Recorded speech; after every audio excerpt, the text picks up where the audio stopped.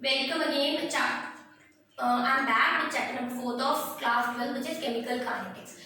तो chemical kinetics as the name suggests क्या suggest करता है कि chemical को आप क्या लिख सकते हो, you can say it is a chemical reaction, है ना. और अगर मैं kinetics की बात करूँ, what do you mean by kinetics? Kinetics means speed.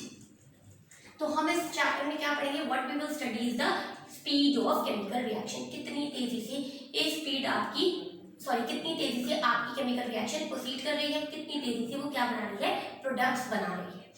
ठीक है, तो आप क्या कह सकते हो, कैसे define, how can we define, we can define it as branch of chemistry जो आपको क्या बताएगी, विच डील्स विद, किसके साथ डील कर रही है, which deals with speed of chemical reaction, है ना. ये तो कहा है मैंने, स्पीड बताएगी मुझे, स्पीड ऑफ केमिकल रिएक्शन. आप स्पीड को क्या बोल सकते हो, रेट ऑफ रिएक्शन.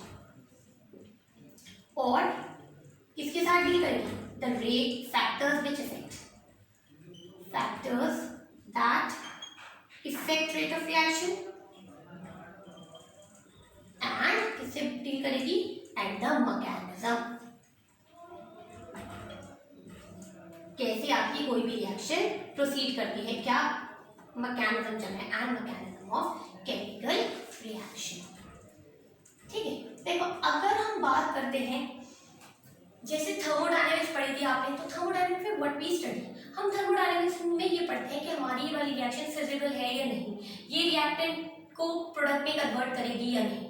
ऐसे ही इक्विलिब्रियम में क्या पढ़ते हो, केमिकल इक्विलिब्रियम में हम स्टडी करते हैं कि हमारी रिएक्शन किस एक्सटेंट तक प्रोसीड करेगी, कितने प्रोडक्ट्स फॉर्म होंगे हमारे रिएक्टेंट्स के थ्रू. ऐसे ही जो अगर हमें स्पीड पढ़नी है, कितनी तेजी से आपकी रिएक्शन प्रोसीड करेगी, आप पढ़ोगे केमिकल काइनेटिक्स में. तो यही हमारी क्या कहते हैं, डेफिनेशन हो गई, the branch of chemistry which deals with speed of chemical reaction, जिसे हम क्या कह सकते हैं, rate of reaction, factors that affect rate of reaction, and the mechanism of chemical reaction. It is called as chemical kinetics. ठीक है, अब going to rate, सबसे फर्स्ट टॉपिक आपका क्या है, rate of reaction. Rate of reaction पढ़ते हैं. Rate of reaction, rate of reaction या स्पीड ऑफ रिएक्शन. देखो इससे पहले डिस्कस करने से पहले एक चीज बात करते हैं, हमारे पास कितनी टाइप्स ऑफ रिएक्शंस होती हैं. अगर हम बात करेंगे कैसी रिएक्शंस के लिए आप रेट ऑफ रिएक्शन कैलकुलेट कर सकते हो, तो अगर हम बात करते हैं हमारे पास रिएक्शंस क्या होती है, नंबर फर्स्ट होती है आपके पास वेरी फास्ट रिएक्शन. ठीक है, वेरी फास्ट रिएक्शंस आपकी ऐसी रिएक्शंस जो सिर्फ फ्रैक्शन ऑफ सेकंड में हो जाए, मतलब आपने रिएक्टेंट्स ऐड ऑन किए और आपके जल्दी से प्रोडक्ट बन गए, आपको कितना टाइम नहीं मिला, यू कैन कैलकुलेट कितनी तेजी से स्पीड वो हुई है, आपकी रिएक्शन हुई है. तो ऐसी वाली रिएक्शंस के लिए क्या हो जाएगा, you can not calculate the rate of reaction. ऐसे के लिए स्पीड आप कैसे कैलकुलेट करोगे, आपने एट द मोमेंट रिएक्टेंट्स डाले और प्रोडक्ट्स कन्वर्ट हो गए. तो द वेरी फास्ट रिएक्शंस क्या होगी, takes place in fraction of second.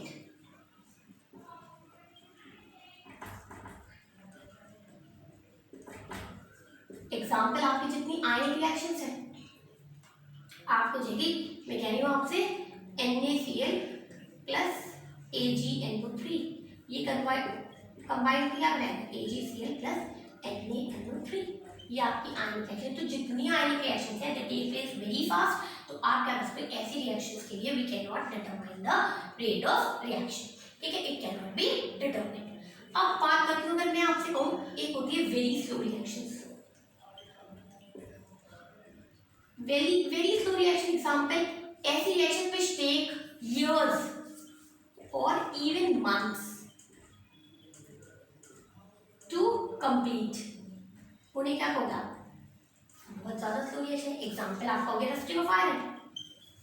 Rusting of iron क्या होता है, कितना टाइम देती है आयरन रस्ट करने में, ऐसा तो नहीं होता है takes place within a day, but it will take years to form a rust. ऐसे ही होता है हमारे पास. इसके लिए practically rate of reaction has no significant importance, उसके लिए कोई प्रैक्टिकल यूज नहीं है, या significantly it is not important. तो हम रेट ऑफ रिएक्शन ना तो वेरी फास्ट के लिए कैलकुलेट करते हैं और ना ही वेरी स्लो रिएक्शन के लिए कैलकुलेट करते हैं. अब अगर मैं थर्ड बात करती हूँ मॉडरेट रिएक्शन की, तो मॉडरेट रिएक्शन में क्या होगा, आपके पास आपकी जो रेट ऑफ रिएक्शन है यू कैन इजीली कैलकुलेट.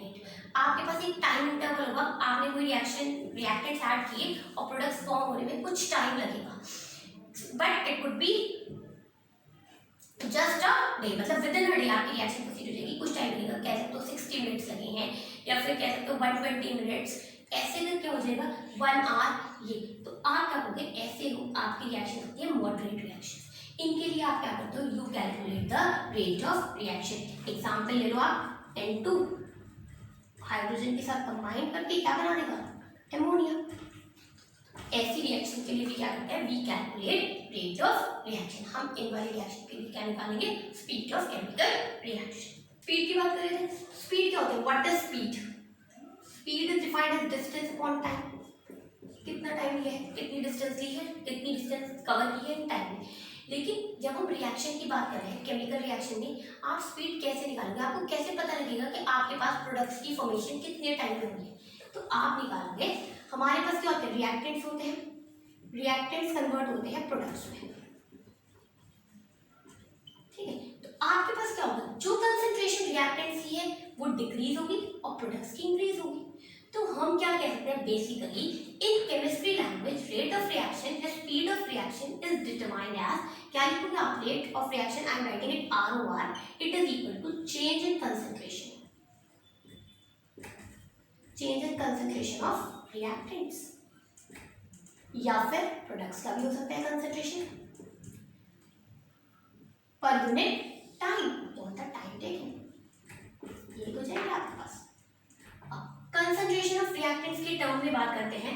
अगर मैं कहती हूँ आपसे concentration of rate of reaction in terms of concentration of reactants, तो विद टाइम हमारे पास क्या होता है, consider a hypothetical reaction in which A forms product. तो हमारे पास क्या होगा, विद टाइम A की कंसंट्रेशन कम होती चली जाएगी और प्रोडक्ट की कंसंट्रेशन क्या होगी, इंक्रीज होती चली जाएगी। तो ROR can be written as decrease in concentration of reactants, ठीक है, अपॉन टाइम। और इन टर्म्स ऑफ प्रोडक्ट्स में क्या हो जाएगा, और increase in concentration of reactants per unit और increase in concentration of products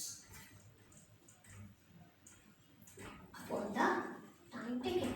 ये हो जाएगा हमारा रेट ऑफ रिएक्शन कि कितनी, मैंने आपसे कहा था रेट ऑफ रिएक्शन क्या है, कितनी कंसंट्रेशन में चेंज हो रही है विद रिस्पेक्ट टू टाइम।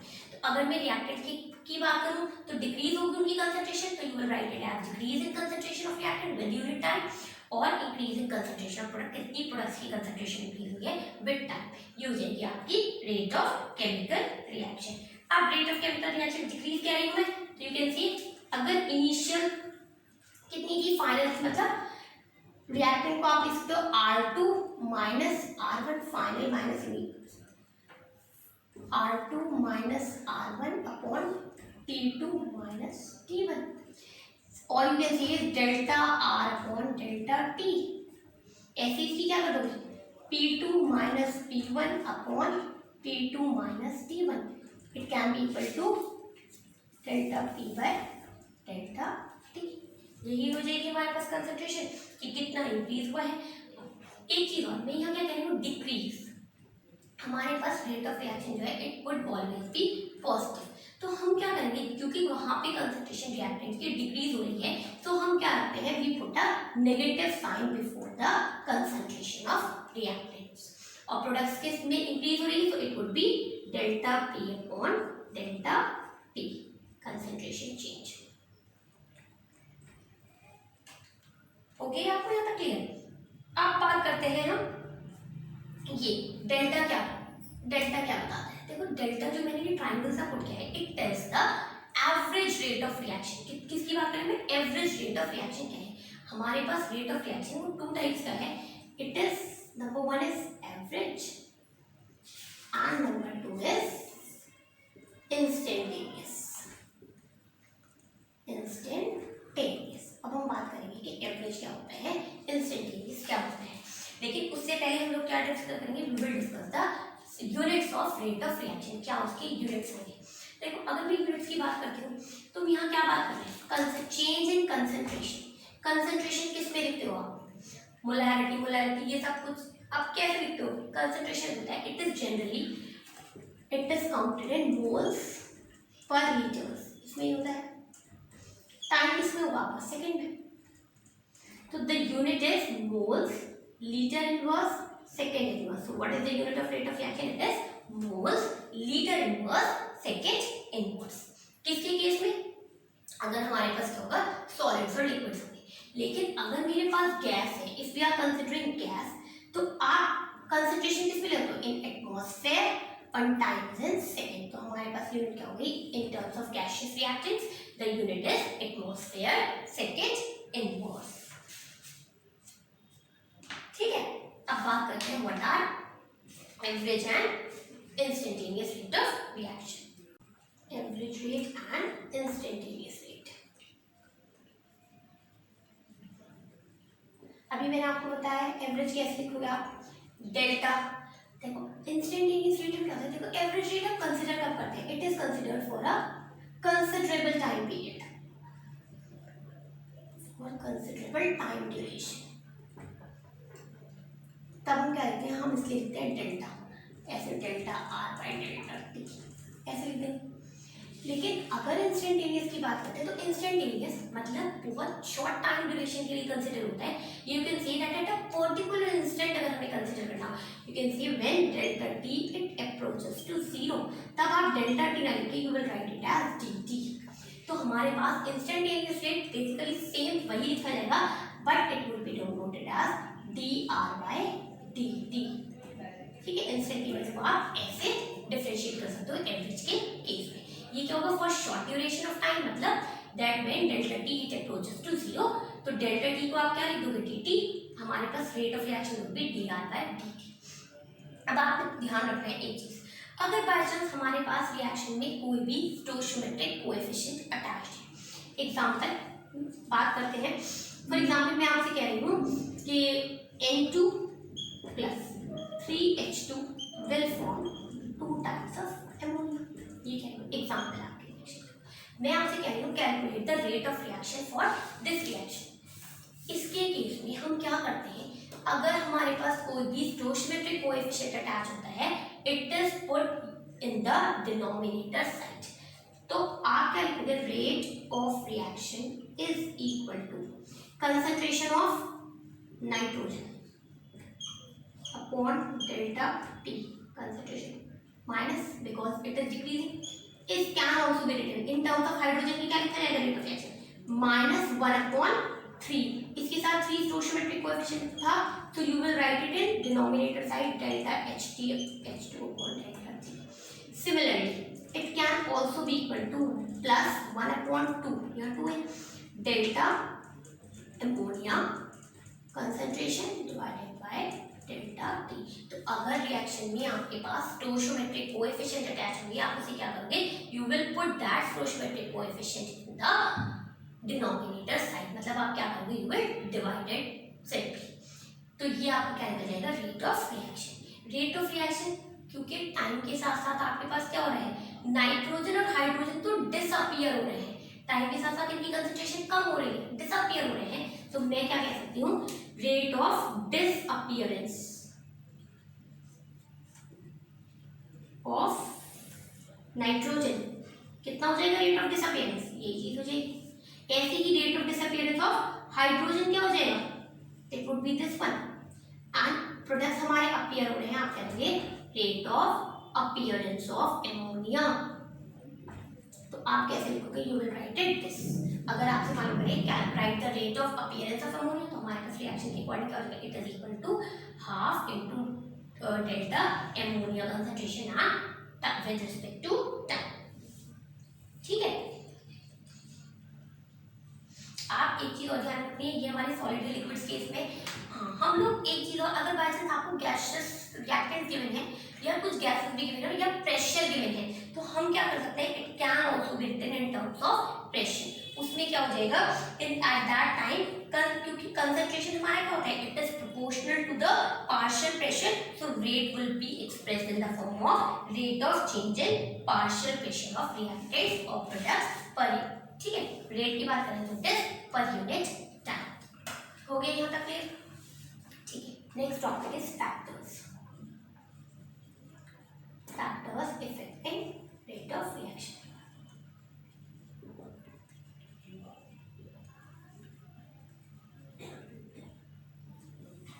अगर फैक्टर्स की बात करते हैं तो रेट ऑफ रिएक्शन को कौन कौन इफेक्ट करता है, तो दीज फैक्टर्स आर, सबसे पहली चीज आपको क्या इफेक्ट करती है, कंसंट्रेशन ऑफ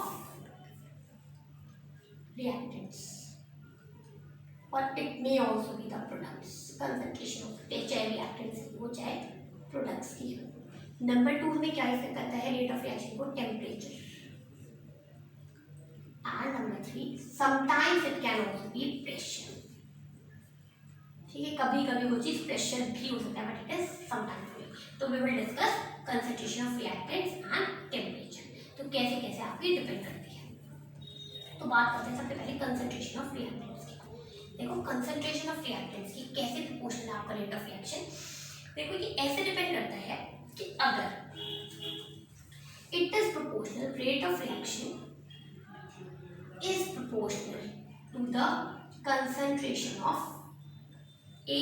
आपकी रिएक्शन एग्जांपल हमने कंसीडर कर लिया है A2 प्रोडक्ट्स बन रहे हैं. It is directly proportional to A, concentration of A. अब ये कितना डिपेंड करेगा, किस तरह वेरी कर रहा है. अगर मैं A की कंसंट्रेशन को डबल कर रही हूँ, रेट पे क्या फर्क पड़ रहा है. A की कंसंट्रेशन को ट्वाइस कर रही हूँ, इस पे क्या इफेक्ट पड़ा है. उसके अकॉर्डिंग हम क्या करते हैं, वी पुट हियर x. हमने यहाँ क्या पुट कर दिया x. x आपको ये बताएगा कि इसकी कंसंट्रेशन के डबल करने से, ट्रिपल करने से what is the change in rate of reaction. तो ऐसा भी हो सकता है कि फिर increase in concentration of reactants, rate of reaction is increasing. ऐसा भी हो सकता है फिर decrease in rate of concentration of reactants, rate of reaction is increasing, और it may also remain unaffected. तो आप लोगों तो हमारे इसके according rate can be equals to k into a. ठीक है, ये चीज हो गई है. Where a is a constant. ये आपका क्या हो गया, ये कांस्टेंट और मैंने से लिख दी है it is rate constant which is a proportionality constant. Before discussing it और आगे डिस्कस करने से मैं आपको एक चीज और बताती हूँ कि अगर what is a rate law. क्या है रेट लॉ? देखो रेट लॉ क्या है, अभी हम रेट ऑफ रिएक्शन निकाल रहे थे. अगर मैं रेट ऑफ रिएक्शन ही कैलकुलेट करूं, लेकिन किसके रिस्पेक्ट में, with respect to the concentration of reactants. If rate law is the rate of reaction when expressed in terms of, किसके टर्म्स में बात करें, in terms of concentration of reactants, तो आप उसे क्या बोलोगे, it is called as rate law. ठीक है, अगर मैं सिर्फ प्रोडक्ट्स के केस, प्रोडक्ट्स को कंसीडर ही ना करूं और मैं सिर्फ रेट ऑफ रिएक्शन कैलकुलेट कर लूं इन terms of concentration of reactants, तो अब हम उसे क्या बोलते हैं, it is called the rate law. ठीक है, आप इसी आप कैसे लिखोगे, रेट लॉ. रेट लॉ भी बोल सकते हो, रेट लॉ एक्सप्रेशन भी बोल सकते हो. हमारे पास ये चीज हो गई, A2 प्रोडक्ट्स बन रहे हैं, rate is directly proportional to A. मैं यहाँ से कैसे लिख सकती हूँ, मैंने यहाँ क्या किया है, रेट ऑफ रिएक्शन को एक्सप्रेस किया है किसकी टर्म्स में, रिएक्टेंट्स. जो आपका A है इट इज रेट लॉ. ये बेसिकली आपका rate can also be written as dA by dt is equals to k into a raised to the power x. ये चीज आपकी क्या हुई, it is a rate law. ठीक है, तो रेट लॉ एक्सप्रेशन क्या हो गया, जब भी हम क्या करेंगे, when we are considering the rate of reaction in terms of concentration of reactants and with each term of reactant raised to some power. कोई भी पावर होते हैं 1 2, और ये पावर जो थी कभी कभी तो ऐसा होगा कि स्टोइचियोमेट्रिक कोएफिशिएंट तो बिल्कुल सेम होते हैं. मैंने फॉर एग्जांपल यहाँ 2 लगाया, 2a इज प्रोडक्ट. कभी कभी ऐसा होगा इट इज इक्वल टू 2, और कभी कभी ऐसा होगा it is not equal to 2. कभी क्या हो जाएगा, तो इट मे और may not be equal to the stoichiometric coefficient in a chemical reaction. तो ये चीज आपके रेट लॉ हो गई है. मैंने आपको concentration of reactants and products भी बता दिए हैं. ठीक है, अब आगे डिस्कस करते हैं. रेट लॉ की बात करें तो रेट लॉ आपने एक चीज और ध्यान रखें, it is a experimental study. ऐसे नहीं है थ्योरेटिकल में वो देखे उसके क्या कहते हैं कि ये x पावर लगी हुई है तो मैं उतना मल्टीप्लाई करूं, तो हम मुझे क्या करना है, we have to calculate it experiment. Example, हमारे पास एक रिएक्शन है A plus B will form products. मैंने क्या कहा है, example a reaction A plus B it is forming a product. तो रेट लॉ के अकॉर्डिंग क्या हो जाएगा आपके पास, मैं कह रही हूँ मेरा रेट ऑफ रिएक्शन क्या है, is equal to K into concentration of A and concentration of B. यही हो गया। अब कीपिंग वन टर्म की कंसंट्रेशन कांस्टेंट, हम क्या करते हैं ए के अकॉर्डिंग क्या करते हैं, ए की कंसंट्रेशन को इंक्रीज करके देखते हैं, डिक्रीज करके देखते हैं और फिर रेट पे क्या इफेक्ट होगा। तो अगर मैं what if I am seeing कि जैसे जैसे कंसंट्रेशन ए इज डबल्ड तो rate of reaction ROR also doubles. ये तो क्या है, मैं कह रही हूँ कि अगर मेरी ए की कंसंट्रेशन डबल होती है, keeping B as constant, rate of reaction आपका डबल हो जाता है। तो rate of reaction with respect to A कैसे वेरी कर रहा है, is equal to k into A की पावर 1। अगर ये ट्वाइस हो रहा है, ये भी ट्वाइस हो रहा है, ये हो जाएगा। और अब now I am saying that if concentration of A is constant and B is doubled, rate becomes 4 times. Rate is becoming 4 times. It means P की आपकी बार rate of reaction is equals to K into here A remains as such and B की concentration क्या होगी, B concentration becomes twice, क्योंकि अगर यहाँ पे 2 हो गया है तो 2 2 सा 4, rate becomes कितने टाइम्स हो गए, 4 टाइम्स। तो रेट आपकी यही हो गई आपका एक्सप्रेशन। तो ये चीज आपकी क्या हो गई है, कैसे आपका निकल गया रेट लो। अब मैंने 1 और 2, ये जो 1 है हम इसे जनरल इक्वेशन के लिए we can write it as R is equals to K into A raise to the power X and B raise to the power Y, where X and Y ये क्या करते हैं, X एंड Y जो है वो denote करते हैं order of reaction. आपकी रिएक्शन का क्या ऑर्डर है, जो आपको किसके अकॉर्डिंग मालूम होगा कैसे कंसंट्रेशन या रेट ऑफ रिएक्शन वेरी कर रहा है। X हो गया है with respect to A, Y हो गया है विद रिस्पेक्ट टू B और order of reaction with respect to overall क्या हो जाएगा X प्लस Y, इसके इक्वल हो जाएगा हमारा रेट ऑफ रिएक्शन। ओवरऑल क्या हो जाएगा, it is equal to X plus Y, मतलब sum of the powers in a reaction, ये हो जाएगा।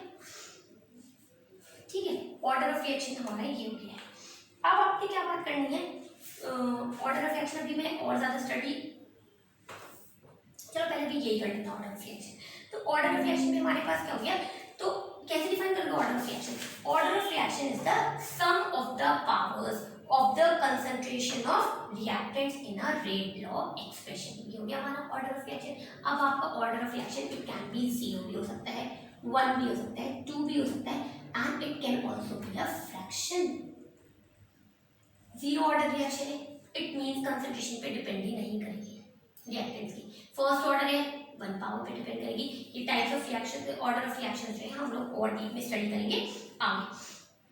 अब आपको और चीज ध्यान रखनी है कि जब भी हमारे पास ऑर्डर ऑफ रिएक्शन का हो, you can calculate for elementary as well as complex reaction. आप कॉम्प्लेक्स रिएक्शन के लिए भी ऑर्डर ऑफ रिएक्शन कैलकुलेट कर सकते हो, even you can calculate it for a elementary reaction. Elementary reaction ऐसी रिएक्शन जो जस्ट सिंगल स्टेप में अकर हो, और क्या कहते हैं complex reaction which occur in multi step.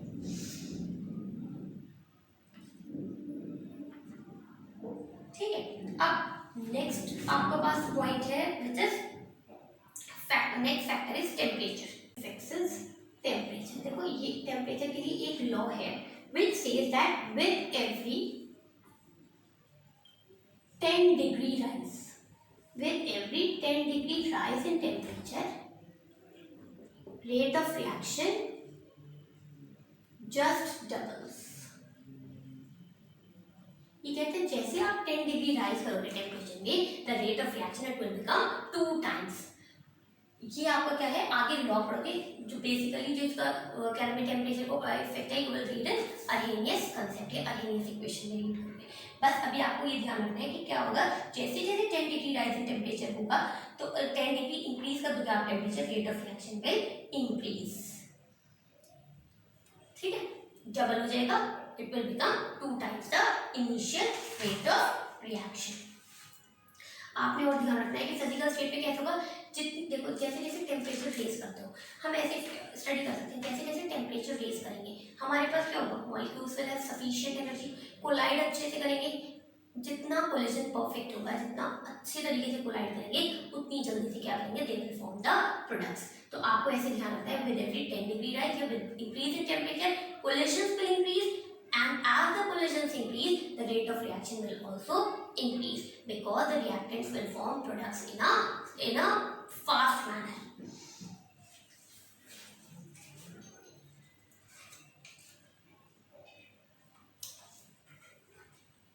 ठीक है, नेक्स्ट अब हमें पढ़ना है व्हाट इज द, एक चीज और, अब ऑर्डर ऑफ रिएक्शन के अकॉर्डिंग हमारे पास जो मैं ये हो गया, अब मैं आपको ऑर्डर ऑफ रिएक्शन भी बताया था, आपको मैंने ये भी बताया था कि ऑर्डर ऑफ रिएक्शन जो है आपका जीरो भी हो सकता है, फर्स्ट भी, सेकंड भी। हमारे पास आपने एक चीज ध्यान रखनी है, ऑर्डर ऑफ रिएक्शन में मैंने आपसे क्या कहा था, फर्स्ट सेकंड का था, इसके अकॉर्डिंग अगर रिएक्शन आपकी जीरो ऑर्डर है और it is first order, second order, third order, हमारे पास जो के था, जो प्रोपोर्शनैलिटी कांस्टेंट था के, रेट कांस्टेंट जिसे बोलते हैं, उसकी यूनिट्स क्या होगी, with order of reaction change होती चली जाएगी। तो अभी हमने जब रेट लॉ लिखा था, what was rate, rate is equals to k into A raise to the power x into B raise to the power y, यही था। रेट आपका क्या हो जाएगा, D A by D T to k into A x B y. अगर मैं बात करती हूँ के की यूनिट किसकी इक्वल हो जाएगी, K is equals to rate upon concentration of reactants, यही बात सकते हैं। मैं इसे कंबाइन कैसे लिख सकती हूँ, ए एक्स बी वाई की कंसंट्रेशन ऑफ रिएक्टेंट्स, क्या लिख सकते हो आप, K is equals to rate upon concentration of reactants. अगर मैं इन दोनों को, क्योंकि ये दोनों तो रिएक्टेंट्स ही आपके एक हाइपोथेटिकल रिएक्शन के लिए, तो के क्या करेगा, विद ऑर्डर, जैसे जीरो ऑर्डर होगी, फर्स्ट ऑर्डर होगी, के की यूनिट्स आपकी चेंज होती चली जाएंगी। So you can write it, आप इसे कैसे लिख सकते हो, रेट आप इसमें एक्सप्रेस करते हो, it is concentration per unit time, यही होगा rate into what is concentration upon concentration, और कंसंट्रेशन की पावर लिख लीजिए n, वेयर n can be 0, n can be 1, n can be 2। ठीक है, आपने क्या ध्यान रखना है कि देखो, अगर मैं जीरो ऑर्डर की बात करती हूँ, फॉर जीरो ऑर्डर आपकी n बिकम्स 0, इट मींस ये टर्म आपकी 1 हो गई है, तो हमारी यूनिट्स क्या हो जाएंगी, units will be equals two moles per litres and पर सेकेंड, कह सकते हो moles litre inverse second inverse. ऐसे हमारी जीरो ऑर्डर रिएक्शन की यूनिट्स क्या हो जाएंगी, moles litre inverse second inverse. और इसी तरह अगर मैं फर्स्ट ऑर्डर के लिए कैलकुलेट करना चाहूँ, फर्स्ट ऑर्डर के लिए आपकी रिएक्शन क्या होगी, concentration per unit times, now n becomes 1, n is equal to 1, तो हम क्या रखेंगे, concentration is moles per litres, time is second and 1 upon concentration is again in moles per litres, ये चीज हो गई आपकी, तो litres moles these cancel and the unit comes out to be second inverse। ऐसे ही आप क्या कर सकते हो, you can calculate for second order reaction। ठीक है, अब क्या बात करते हैं, now we are discussing about what is the molecularity of a reaction, क्या होता है molecularity। हाँ, आप एक चीज और ध्यान रखनी है कि order of reaction it can only be experimentally calculated. आप ऑर्डर ऑफ रिएक्शन कैसे कैलकुलेट करोगे, जैसे मैंने भी आपको पहले बताया कि ए की बी की कांस्टेंट रखो कंसंट्रेशन, ए की कंसंट्रेशन को क्या करो, वेरी करो and you will check the result कि कैसे आपका रेट इफेक्ट हो रहा है। अगर इसको ट्वाइस कर रहे हो, अगर ये ट्वाइस ही हो रहा है इट मींस 1 टाइम्स, अगर इसके ट्वाइस करने से रेट ऑफ रिएक्शन 4 टाइम्स हो रहा है it means it will be just the square. तो ऐसे करके हम क्या करेंगे, ऑर्डर ऑफ रिएक्शन को कैलकुलेट करेंगे and it can only be calculated experimentally and can be equal to stoichiometric coefficient और may not be equal to stoichiometric coefficient. एक टर्म के x क्या बताएगा with respect to one reactant, y क्या बताएगा with respect to another reaction, आपकी क्या है ऑर्डर ऑफ रिएक्शन। और अगर मैं टोटल कंप्लीट ओवरऑल ऑर्डर मालूम करती हूँ रिएक्शन का, तो it would be equal to x plus y। आप क्या करोगे, सम कर दोगे इनके जो आपने यहाँ पे कोएफिशिएंट्स पुट ऑन किए। So now moving to next topic which is molecularity.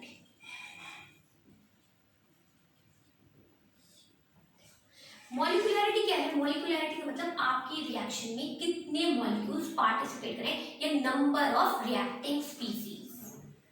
क्या कहा है मैंने, नंबर ऑफ रिएक्टिंग स्पीसीज। अब वो रिएक्टिंग स्पीसीज क्या हो सकते हैं, these can be atoms, these can be आपके आयंस भी हो सकते हैं, दे कैन बी मॉलिक्यूल्स। तो कितने नंबर ऑफ रिएक्टिंग स्पीसीज हैं, कितने पार्टिसिपेट कर रहे हैं, उन्हें क्या कहोगे आप molecularity. Based on the number of reacting species, या कितने आपके मॉलिक्यूल्स पार्टिसिपेट कर रहे हैं, the reaction can be unimolecular, ठीक है, it can be bimolecular, it can even be trimolecular, हो सकता है कि कितने पार्टिसिपेट करें। अगर हम बात करते हैं यूनिमॉलिक्यूलर रिएक्शन की, एक चीज और ध्यान रखिए, molecularity is a theoretical concept, you can just see the reaction and you can tell. अगर बात करते हैं यूनिमॉलिक्यूलर रिएक्शन की, for example I am saying ammonium nitrate, it decomposes to form, क्या फॉर्म हो जाएगा हमारे पास, it will form ammonia and sorry it will form nitrogen and water, ये फॉर्म हो जाएगा। अमोनियम नाइट्रेट का डिकम्पोजिशन हुआ and it is forming nitrogen and water. तो अब कितने मॉलिक्यूल्स पार्टिसिपेट करें, ओनली वन, यहाँ कुछ, it is a unimolecular reaction, ठीक है। ऐसे ही अगर मैं बायमॉलिक्यूलर की बात करूं, मैंने कहा है two molecules of HI they are decomposing to form H2 and I2, कितने मॉलिक्यूल्स पार्टिसिपेट कर रहे हैं, two molecules, reaction is a bimolecular reaction, ठीक है। अगर ट्राइमॉलिक्यूलर की बात करते हैं, nitrogen monoxide, two types of nitrogen monoxide, it combines with one molecule of oxygen to form nitrogen dioxide, हमारे पास क्या फॉर्म हो गया, नाइट्रोजन डाइऑक्साइड। तो कितने मॉलिक्यूल्स पार्टिसिपेट करें, 2 and 1, तो रिएक्शन इज अ ट्राइमॉलिक्यूलर रिएक्शन। अब आपने एक चीज ध्यान रखनी है कि मॉलिक्यूलैरिटी क्या होगा, it is only calculated for a elementary reaction,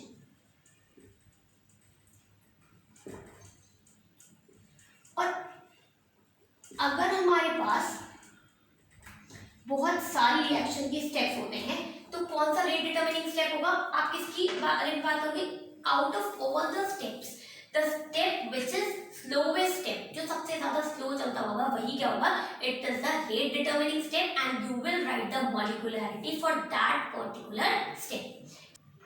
तो guys, if you have any query you can post in comment section, and please if you haven't subscribed the channel, do subscribe it.